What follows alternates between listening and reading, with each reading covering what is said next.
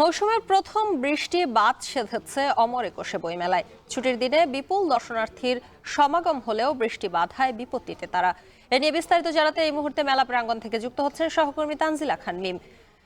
বৃষ্টির কারণে মেলায় কি ধরনের প্রভাব পড়েছে, সেই সাথে দর্শনার্থীদের ভোগান্তি কতটা হয়েছে জানাবেন। শম্পা, কিছুক্ষণ আগে মাত্র 5 থেকে 7 মিনিট আগে মনে হলো যে বৃষ্টিটা একটু স্থির হলো। এর আগ পর্যন্ত কিন্তু ঝুম বৃষ্টিতে, একদম বসন্তের বৃষ্টি যেমন হয় সেই রকম বসন্তের বৃষ্টিতে পুরো ভিজিয়ে দিয়ে গেছে অমর একুশে বইমেলার প্রাঙ্গণ।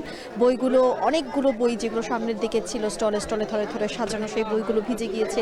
তাড়াতাড়ি যে স্টলগুলোতে যত দ্রুত সম্ভব পলির ব্যবস্থা ছিল সেগুলো পলি দিয়ে ঢাকা হয়েছে, এবং দর্শনার্থী বা পাঠক যারা এসেছেন তাদের ভোগান্তিটা হচ্ছে তারা আসলে আশ্রয় নেবার মতো কোনো জায়গা পাচ্ছিলেন না। তারা দেখা যাচ্ছে কেউ কেউ একটু গাছের নিচে, কেউ কেউ একটু আড়ালে, যতটুকু সম্ভব। আসলে বইমেলাতে তো সেরকমভাবে ছাউনির ব্যবস্থা নেই, তাই তাদের আসলে বেশ বিঘ্ন সৃষ্টি হয়েছে বলা চলে। এর বাইরে এখন আসলে আবারও সেই স্টলে বইগুলো সাজানোর চেষ্টা করা হচ্ছে, কারণ বইগুলো ভিজে একাকার হয়ে গেছে, অগোছালো অবস্থায় চলে গেছে। তাই সেইগুলো আবার নতুন করে সাজানোর চেষ্টা করা হচ্ছে, এবং যারা পাঠক রয়েছেন তারাও আবার অবশেষে ঘোরাঘুরি শুরু করেছেন বইমেলাতে।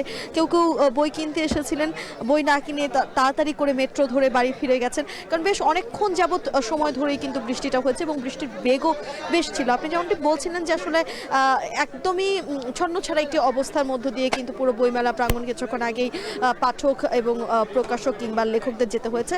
তবে প্রকাশকরা বলছিলেন যে ভাগ্যে সেই বৃষ্টিটা আর বেশিক্ষণ হয়নি, কারণ যেহেতু সাপ্তাহিক ছুটির দিন, এই দিনগুলোতে ভালো বেচা কেনা হয়, আর এই দিনগুলোতে মেলায় অসংখ্য দর্শনার্থী পাঠকরা আসেন। তো সেই জায়গা থেকে বেচা বিক্রিতে আসলে তেমন কোনো প্রভাব পড়েনি, কারণ যারা ছিলেন তারা যেন আবারও বাকিটা সময় জন্য কেনাকাটা করার মতো এখনও হাতে কিন্তু 1.5 ঘন্টা বা 2 ঘন্টার মতো সময় রয়েছে। তবে যদি বেশিক্ষণ হতো তাহলে হয়তো অনেকেই অপেক্ষা না করে চলেও যেতেন, এমনটা কিন্তু তারা বলছিলেন। আর তার বাইরে গিয়ে আজ মেলার 22তম দিন, একে একে প্রত্যেকটি দিন শেষ হয়ে যাচ্ছে, মেলারও আসলে শেষ হয়ে আসছে। তাই শেষ সময়গুলোতে যারা একটু সিরিয়াস টাইপের পাঠকরা রয়েছেন তারা কিন্তু এসে বইমেলায় তাদের পছন্দের যে বইগুলো সেই বইগুলো কিনছেন।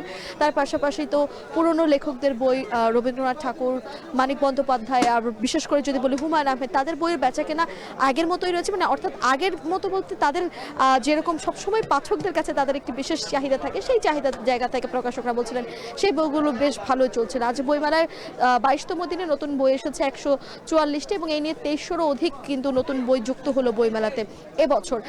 আগামী দিনগুলোতে এই বইয়ের সংখ্যাটি বাড়বে। তবে একদমই শেষ পর্যায়ে যে আমরা জানতে পারবো বাংলা একাডেমির কর্তৃপক্ষ থেকে যখন জানানো হবে যে আসলে এবছর বইমেলায় কত কোটি টাকার বই বিক্রি হয়েছে, সেই সব বিস্তারিত।